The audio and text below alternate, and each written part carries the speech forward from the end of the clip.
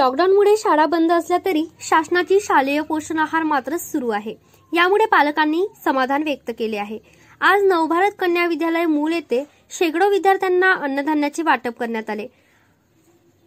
8वी पर्यंतच्या विद्यार्थ्यांचे कुपोषण होऊ नये म्हणून उच्च न्यायालयाच्या आदेशानुसार शासनाने शाळेत शालेय आहार शिजवून देण्याची योजना सुरू केली आहे।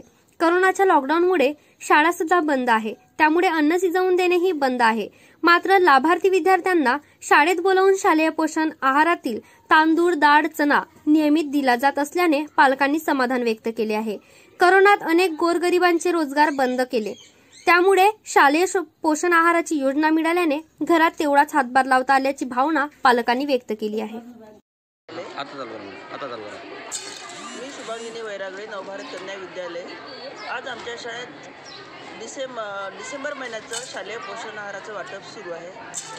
मध्यंतरी लॉकडाऊनच्या काळात, कोरोना कार्यकाळामुळे लॉकडाऊनच्या काळात अन्नधान्य खिचडी वाटप बंद होतं आणि शासनाने दिलेल्या निर्देशाप्रमाणे शासनाकडून पुरविण्यात आलेला शिधा आम्ही दर महिन्याला विद्यार्थिनींना शासनाच्या निर्देशाप्रमाणे वाटप करीत असतो।